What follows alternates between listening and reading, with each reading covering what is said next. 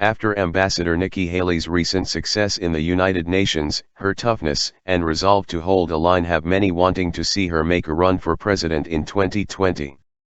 Fox News contributor and retired Lieutenant Colonel Ralph Peters said she may end up as our first female president.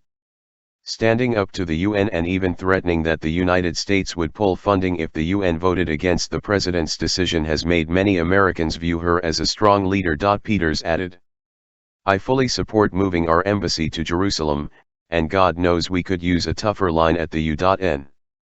Peters said that the threat to cut funding was an emotional one and that doing so would abandon our allies, Egypt and Jordan.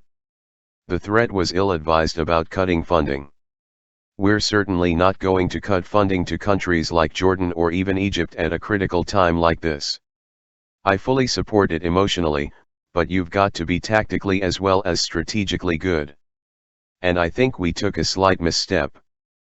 But my heart's behind this." Nevertheless, Peters is definitely a fan of Haley and her accomplishments for the country. He even likened her to the Iron Lady herself, Margaret Thatcher. It sounds like the campaign train has already started when Peters says, she's sticking up for truth, justice, and the American way.